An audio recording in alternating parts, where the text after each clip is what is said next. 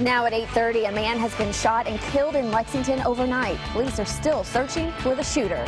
And a Lexington gun shop is being linked to the San Bernardino shooters, but owners say they didn't sell them any guns. And thousands spent their Saturday walking across Kentucky's newest bridge. We'll take a closer look just ahead.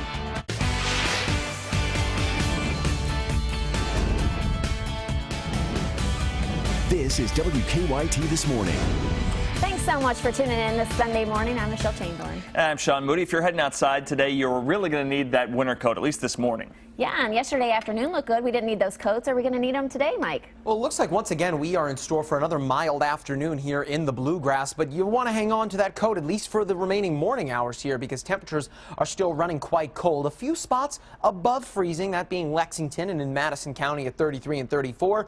Tack on the light winds.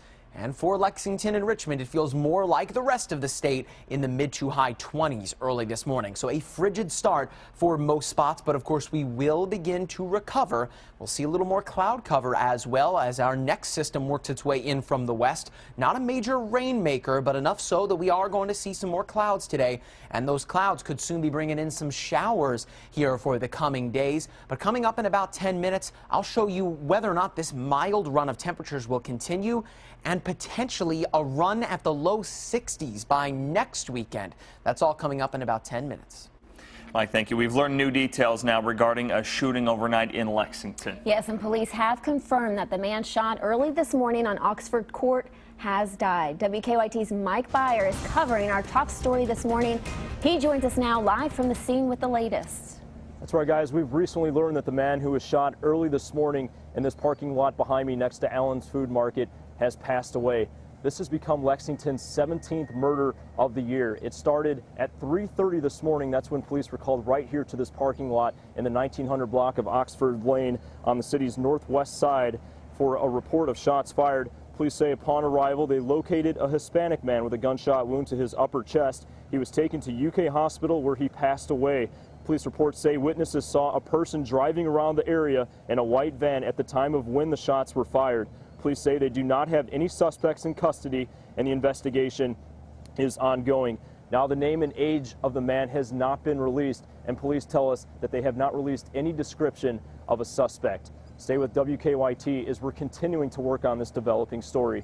For now, live in Lexington, Mike Byer, WKYT. Back to you guys. Thank you, Mike. Investigators raided the home of a man with ties to Syed Farouk, one of the two shooters in the deadly rampage in San Bernardino. Chris Martinez reports with the latest on Wednesday's mass shooting. FBI agents raided a home in Riverside, California early Saturday morning. Shooting rampage suspect Syed Farouk and his family used to live next door. I heard the windows crashing, the garage door being torn, the breaking in, by the law enforcement. The house belonged to a friend of Farouk's who allegedly purchased 2 assault rifles used in the shooting that killed 14 people. The FBI's investigation is also focusing on the couple's ties to terrorist organizations. So far, we have no indication that these killers are part of an organized larger group or form part of a cell. Yet according to an unnamed federal law enforcement official, the Los Angeles Times reports that Syed Farouk had some kind of contact with people from the Nusra Front in Syria and the radical Shabab group in Somalia. His wife, 29-year-old Tashfeen Malik, pledged her support to ISIS and its leader, Abu Bakr al-Baghdadi, in an online post just before the deadly rampage. Malik's friends also say that in the last 2 years, she became more devout and started dressing conservatively. ISIS's official radio station called the couple supporters, but stopped short of claiming responsibility for the attack. Chris Martinez, CBS News, San Bernardino, California. President Obama will address the nation this evening to discuss the latest mass shooting. That'll be at 8 o'clock. And this morning, we've learned one of the shooters made a purchase from a Kentucky gun store. The Wall Street Journal reports one of the shooters bought something online from Bud's Gun Shop here in Lexington. However, the article says the shooter did not buy a firearm. After the story was released, Bud's Gun Shop posted this to Facebook, saying in part, "There have been reports that a receipt for guns purchased from budsgunshop.com was found in the now deceased suspect's home. We have no record of any gun sales to either suspect, and any gun sales to any individual located in California would have only been shipped to a federal firearms dealer in California." London police say they're treating an attack at an East London tube station as a terrorist incident. It happened yesterday afternoon at the Leytonstone Underground station. The Metropolitan Police say a man stabbed 3 people there before he was subdued with a stun gun and arrested. Some British media outlets have reported that bystanders heard the man shout, "This is for Syria," during the attacks. It isn't open to traffic quite yet, but pedestrians got a chance to walk the new bridge in downtown Louisville. The recently finished Abraham Lincoln Bridge goes across the Ohio River and connects Indiana and Kentucky. Yesterday, Governor Steve Beshear and Mike Pence held a ribbon-cutting ceremony and let people walk across the bridge.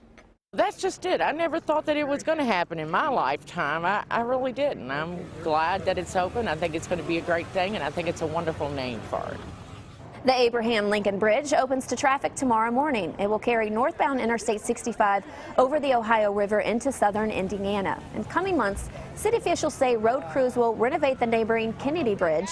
Once renovated, that bridge will carry all southbound traffic. A group of softball players in western Kentucky are turning their love of the game into support for the family of Gabby Doolin. The 7-year-old girl was murdered last month in Allen County. To help her family, a group of people put together the Swinging for Gabby softball tournament. More than 25 teams paid to participate. An organizer said the money raised will go to the Doolin family. I'm from Allen County, and it really hits me hard. I went to school with the dad, and it's just a great thing for our softball family to come in and support all this. If you'd like to donate to the family, you can do so on GoFundMe. In Lexington, it's looking more and more like Christmas. And last night, the Henry Clay Memorial Foundation had the holiday spirit in full force during the Christmas market at Ashland. People sold Kentucky Proud products while musicians and carolers entertained shoppers. Organizers say Henry Clay himself would have been proud to host the event on his property. Henry Clay, who was a great promoter of all things Kentucky, would really like the idea of having Kentucky Proud vendors and local artists on the property to celebrate the holidays and get people to support our local artisans and craftspeople. Organizers transformed the grounds for the holidays by lighting the estate with Christmas lights. Your time now is 8:38. Coming up on WKYT this morning. Images taken by NASA's New Horizons spacecraft are allowing us to see Pluto like never before. We'll take a closer look when we come back. Temperatures are starting out quite cold, at least through the early morning hours here, but we are looking at a big shift in our temperatures once again. I'll show you how mild will become coming up.